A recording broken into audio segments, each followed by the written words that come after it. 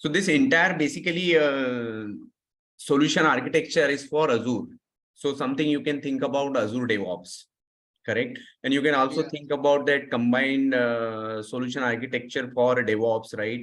With any public cloud, if you can replace that Azure with AWS or GCP, then maybe you can also consider this deployment diagram for particularly for any public cloud. So when we are talking about code development, right? So when we do the code development, we put this code into any other shared repository, or sorry, this you can say code repository. So when as a code repository, we use it a GitHub. So we put it into a GitHub, and then from GitHub, we basically pull the code and build it. Correct. So in CI/CD pipeline, you can completely fix up that flow, right? What are the steps you want to perform? If you wanted to do some code review through Sonar or PMD or any others like that, you can do it. Then if you wanted to execute some test cases and see the coverage, that is, you can do it. And then you can build that particularly image through Docker container. So through Docker, you can just build the image and push it to any other registry. Right. So the Azure Container Registry is basically used for storing that image. Correct. So like this on AWS, you can use the Elastic Container Registry. Correct. And if you wanted to use just a public, it's a Docker Hub. So this DevOps is nothing but here we will this roles play by this entire, you can say, CI/CD, through which you can just get the code, right, build it, create the image, and we will push that image to a Azure Container Registry. Correct. So once we put this into a container registry, so this container registry is nothing but it is used for storing the images. Correct. So as of now, let's say we ignore that all other steps like code review, executing a test cases, or any other things. So at least you can consider two steps. One is for building the code. Maybe let's say if you are packaging into as a, let's say, Java into a jar or var like this, and then you will create an image, and then this image is pushed to a Azure Container Registry. So you have that Azure Container Registry that is storing the images. From these images, basically we will create a containers. Correct. So independent containers, you can create it, right? There are multiple ways you can create it, correct, Docker containers. But if you will use a Kubernetes service, so you can have a proper setup, right? Where you can use that self-healing, security, performance, many such other things you can do it, right? So Kubernetes is very powerful. So Azure containers, Azure Kubernetes service is basically, it is used for that creating, right, entire cluster pod deployments, right? That is, you can create that entire setup with the help of Kubernetes service. Correct. So we will pull that when you go create that deployment, right, on that Azure. So we need to specify that image, which image you wanted to use it, and for that you will create a container. So that container will be created for that image. So you will pull this image from Azure Container Registry, and then you will create, right, as a pod here. So you can have a different, you can see these are, you can say, Node.js pod, right? So you can create any kind of, there's a Node.js application. So you have created an image for Node.js app, and from that you can create this pod here. And you can create here different, let's say, Java pod, or maybe Java containers, or maybe any other React app or Angular app or any other. So that image you have created, and after that you will create, right, container inside the pod. So general, the topology is basically, right, you will have a cluster. Inside the cluster, you will have a nodes, and in the node, you will have a pod, and inside the pod, you will have a containers. Correct. So one pod can have a multiple containers, or you can have a one-to-one.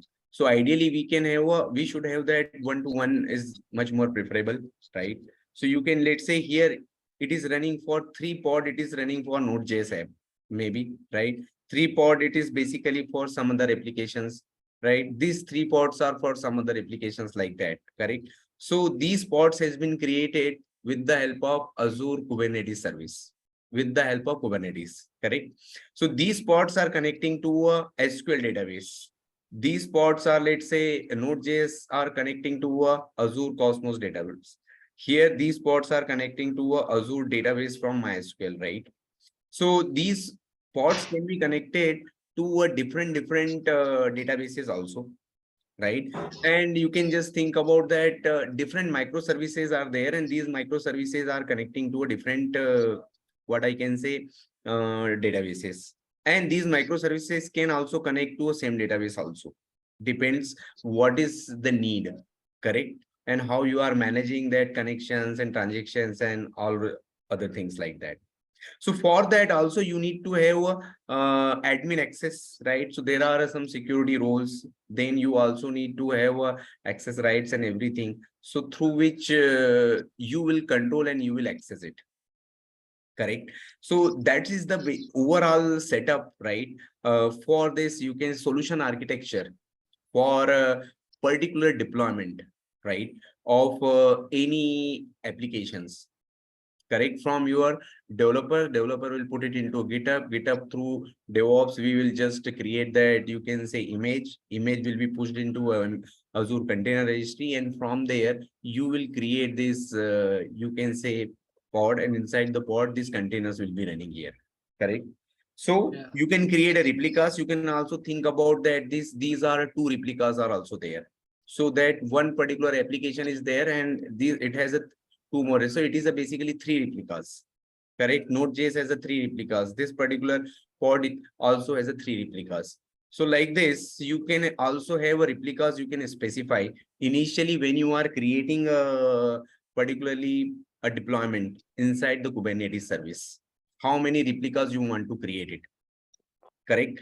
So this is the way you can create it. On top of it, you will also create that with the along with this deployment, you will also create a service to expose this pod to connect to some other pod as well. Apart from that, if these containers are getting access from some other external APIs, right? So that is also possible, and then you need to use the services. So there are different types of services inside the Kubernetes world. Correct. So with the help of, let's say, is a node port or node balance or a cluster IP, and then you will expose that, right? And this service interface, you will access the container, right, from external world, or maybe if one pod is trying to connect to other pod also. Correct. So this is the way you will create it. There are multiple other advantages and things are there when we are talking about Kubernetes networking. So ingress, network policies, and many such other things are there. How you can control the access and how you will access that. So ingress is very powerful. Then you can also use node balancer. So node balancer existing service can use it, can be used maybe from directly from the public cloud, or maybe you can use that nginx node balancer, right? And then you can connect that load balancer to you can say services, and through which it can be accessed here. So that is a typical architecture, you can say, when we are using Kubernetes services. Correct. Correct. So this is all about particularly you can say visualize that how things are happening here. If you are using, let's say, you can consider these are three microservices. Like this, you can have 10, 15, 100 microservices are also there. So these many microservices can be deployed and can be monitored and can be managed in such a way.